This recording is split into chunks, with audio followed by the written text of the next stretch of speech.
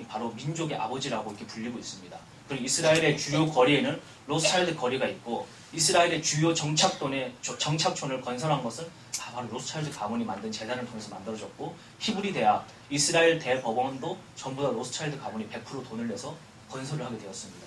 제가 이러한 정보들을 사실로 접하고 나서 완전히 혼란이 빠졌습니다.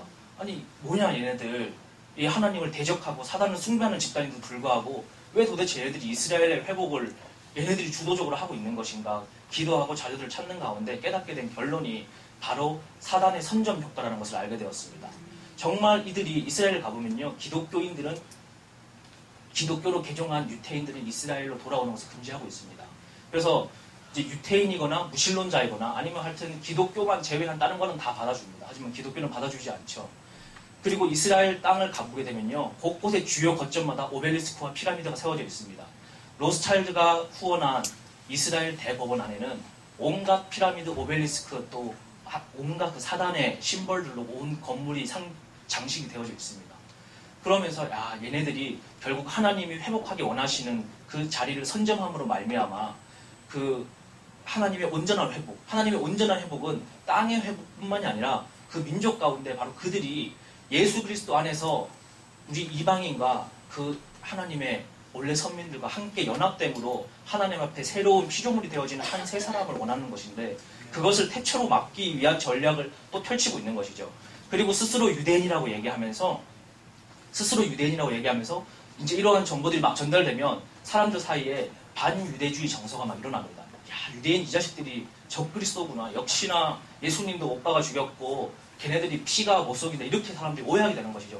그것이 바로 그들이 노리는 두 번째 효과입니다. 그들은 거짓 유태인입니다. 그리고 실제 유태인들, 예수님이 태어나셨을 때 헤롯 왕을 통해서 2세 미만의 아이들 다 죽였죠.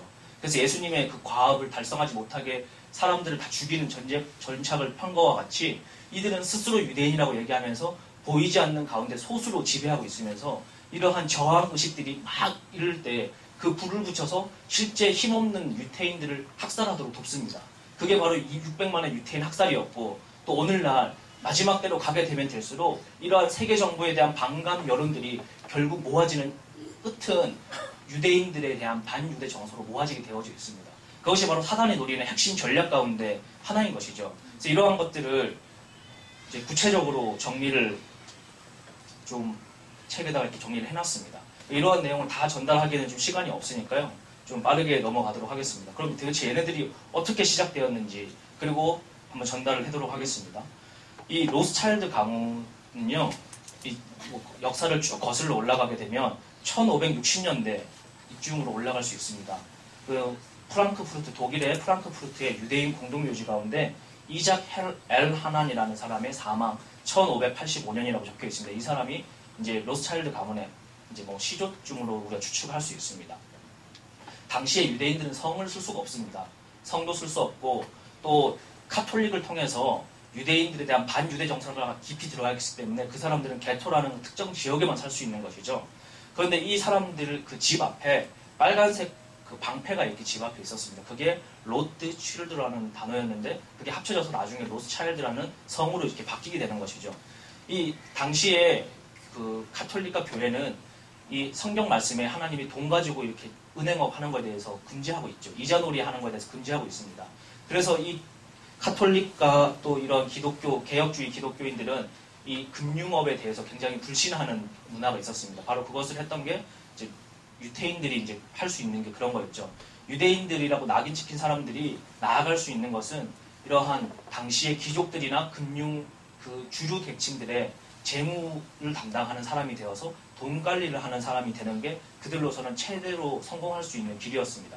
한 나라의 재무 대신이 재무 관리를 하게 되면 이 사람들은 유대인이라는 표식 마크를 하지 않아도 되었고, 또 통행의 자유가 있었고, 자녀를 많이 놓으면 부친의 인두세로부터 면제를 받게 되었습니다. 근데 로스차일드 가문은 바로 그것을 했던 집안이었고, 이제 1744년에 계속 성장을 하게 됩니다. 이제 이런 역사를 쭉 정리를 해놨는데요. 바로 예수회에 소속되어 있던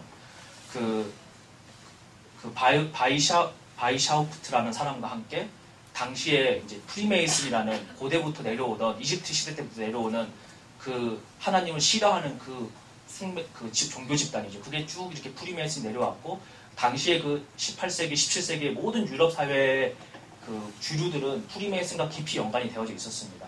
그래서 우리가 알고 있는 모차르트의 마술피리 같은 그거 다 아시죠? 이렇게 막 그 성악가가 나와서 이렇게 하는 그런 부분들을 보면 그것이 바로 그 하나님을 대적하는 문화, 그리고 그 서양의 무당이라고 할 수 있는 그 프리메이슨의 여신이 마귀와 접신했을 때 내려오는 그 마귀의 계시들을 풀어내는 걸 바로 그 빛의 밤의 여왕이라는 표현으로 모차르트가 표현하게 되죠. 이것은 서양 음악사에 나와 있는 그냥 내용입니다.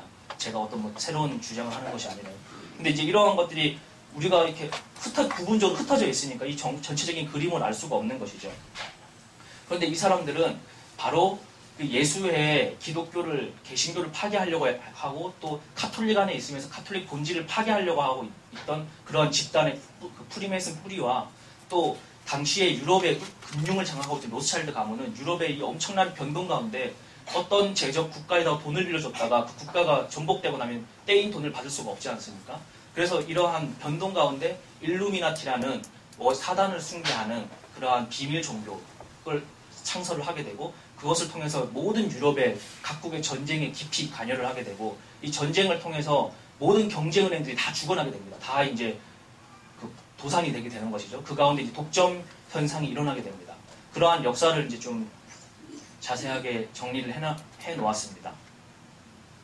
그래서 이 사람들은 당시에 5명의 아들이 있었는데 바로 독일과 오스트리아와 영국과 이탈리아와 프랑스에 5명의 아들을 보내서 벌써 그 당시에 오늘날부터 1800년도 초기에 벌써 전 세계 유럽의 5군데 주요 은행을 장악을 하게 됩니다.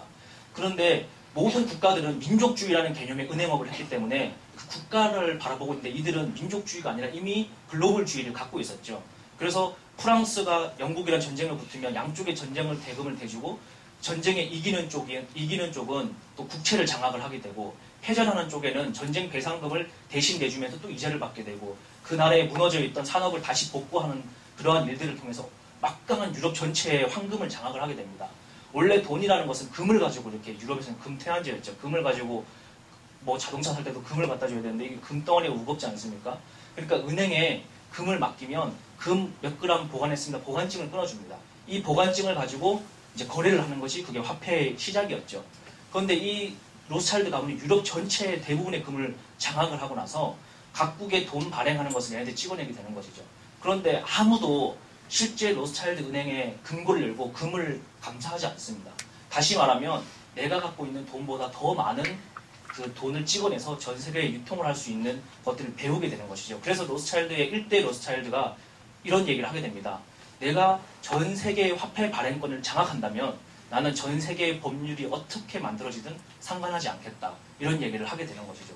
그리고 200년이 흘렀습니다. 실제 그들의 꿈대로 유럽중앙은행이 통합되었고 미국의 연방준비은행이 1913년도에 그들의 통자에 들어갔고 오늘날 2008년도에 금융위기로부터 시작된 세계중앙은행에 대한 창설, G20를 통한 글로벌 거버넌스, 또 새로운 신세계 질서가 바로 그 완성의 목전 앞에 가고 있는 것입니다. 그래서 오늘날 일어나고 있는 것이 이러한 관점으로 해석을 할 때 정확하게 알 수 있는 것이죠. 당시에 1843년도에 그 영국의 수상이었던 벤저민 디즈레일리가 이렇게 얘기했습니다. 로스차일드 가문은 세계 금융시장을 주도하면서 다른 분야도 거의 장악했습니다. 그들은 이탈리아 남부 지역 전체의 재정 수입을 담보로 한 재산을 보유하고 있으며 유럽의 모든 국가의 국왕과 정부 관료가 이들의 영향력 아래 이미 있습니다. 라고 이렇게 자신의 책에서 밝히고 있죠. 나폴레옹은 한 나라의 정부가 은행가의 돈에 의존하면 정국도 정부 지도자도 아닌 은행가가 장악하기 마련이다. 돈에는 조국이 없다. 금융재벌 로스차일드는 무엇이 애국이고 고상함인지 따지지 않는다. 그들의 목적은 오직 이익을 얻는 것이다. 이렇게 기록하고 있습니다. 이 1800년대에 이미 로스차일드 가문은 유럽 전체를 장악을 했습니다. 그리고 아헨 열국회의라는 프랑스 전쟁이 끝나고 나서 이 전쟁 배상회의가 열렸는데요. 모든 국가의 수상들이나 재무대신이 왔는데 그 자리에 바로 중앙에 앉아있던 사람이 로스차일드 가문의 형제였습니다. 그 사람은 전쟁에 승리한 국가나 패한 국가나 모두의 채권자라는 이름으로 유럽의 정중앙에 앉아있게 된 것이죠. 그리고 유럽 전체를 장악을 하게 됩니다. 독일의 초대 재무장관으로 마이어 로스차일드가 임명이 되고 또 모든 금융을 이제 통합을 하게 되죠. 근데 이러한 것을 저항했던 것이 유럽에도 있었습니다. 프랑스의 동산은행이라는 것이 바로 국채를 발행해서 국민들에게 이걸 판매합니다. 그 돈을 가지고 로스차일드에게 빚을 안 지고 국가를 경영해보려고 이제 금융개혁을 시도하는데 역시나 60년 후에 전쟁과 함께 이 세력은 다 사라지게 되죠. 로스차일드는 1850년대 영국에서 이미 유태인의 정치인으로 활동이 보장되고 로스차일드가가 의원에 당선된 이후로 로스차일드는 두 가지 개혁 조치를 하게 됩니다. 첫 번째는 바로 우리가 역사책에서 배우던 동인도 회사라는 거 들어보셨죠? 동인도 회사. 바로 무역을 했던 유럽의 귀족 가문들을 대신해서 식민지 개척을 했던 회사인데 동인도 회사에 국가가 소유하고 있는 권리를 개인의 소유로 다 바꾸기 시작했습니다. 금융의 자본은 산업 자본을 삼키고 또 독점 금융 산업이 복합체를 만든 뒤 이 힘으로 영국의 국가 권력마저 완전히 장악했고 국가 독점 금산 복합